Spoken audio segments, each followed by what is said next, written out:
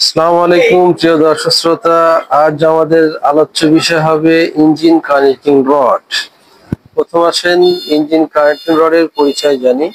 Connecting rod হলো একটি ধাতব দণ্ড যা পিস্টন ও ক্র্যাঙ্কশ্যাফটকে সংযুক্ত করে। এটি ইঞ্জিনের ভেতরে এক ধরনের লিভারের মতো কাজ করে। রডের প্রধানত তিনটি অংশ হয়ে থাকে। একটি অংশ হলো পিস্টন পিন, এই অংশে পিস্টন পিন লাগানো হয়। আরেকটি অংশ হলো ক্রাঙ্ক পিন, ক্র্যাঙ্কশ্যাফটের সাথে অর্থাৎ এই ক্র্যাঙ্কশ্যাফটের সাথে এই পিন দ্বারা সংযুক্ত করা হয়। আর মাঝের দণ্ড অংশ, এই তিনটি অংশ নিয়েই একটি কানেক্টিং রড তৈরি হয়। এবার আসুন কানেক্টিং রডের কাজ নিয়ে একটু আলোচনা করি। কানেক্টিং রডের কাজ কি?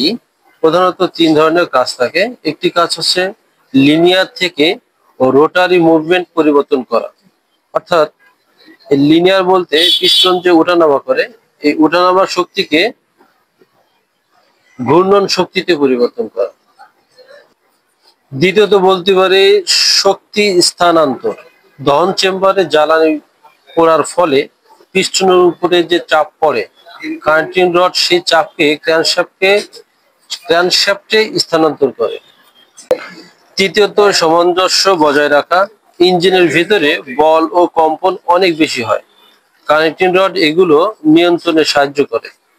যে সমস্ত উপাদান দিয়ে কানেক্টিং রড তৈরি করা হয় সাধারণত ফোরজেড স্টিল, যা বেশি শক্তিশালী হেভি ডিউটির ইঞ্জিনে ব্যবহৃত হয়।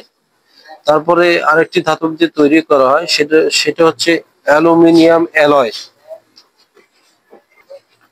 যা ও হালকা গাড়ির ইঞ্জিনে ব্যবহার হয়। কম ওজন কিন্তু প্রাপ্ত শক্তিশালী খুব। যেমন মোটরসাইকেল বা পেট্রোল ইঞ্জিনের কানেক্টিং রড গুলো অ্যালুমিনিয়াম অ্যালয় দিয়ে তৈরি করা হয়।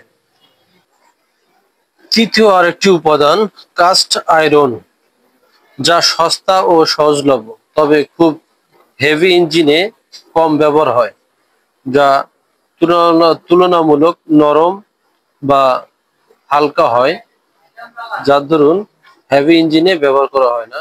এই জাতীয় কানেক্টিং রড মোটরসাইকেল ইঞ্জিনেও ব্যবহার করা হয়।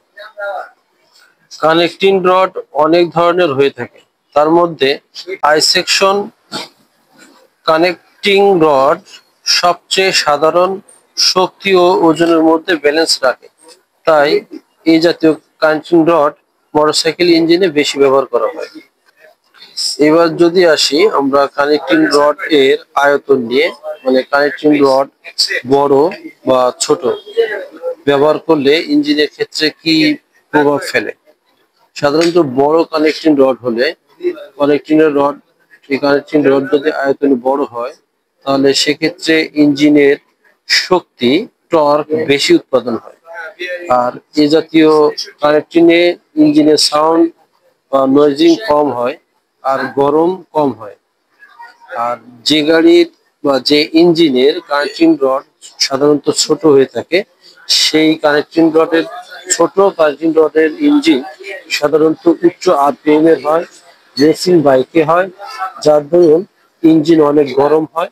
আর সেই গরম যাতে না হয়, ইঞ্জিন ডেমারেজ যাতে না যায়, সেক্ষেত্রে cooling system, engine oil cooling বা এয়ার কুলিং বা লিকুইড কুলিং বা কোলান সিস্টেম যেটা আছে, এটা খুব উন্নত করতে হয়, তা না হলে ইঞ্জিন ড্যামেজ আছে প্রচন্ড।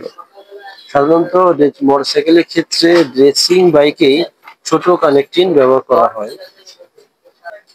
অতএব আমরা যদি কেউ মোটরসাইকেল সাধারণ একটি মোটরসাইকেলকে রেসিং মোটরসাইকেলে উত্তীর্ণ করতে চাই, তাহলে আমাদের দুটি কাজ গুরুত্বপূর্ণ।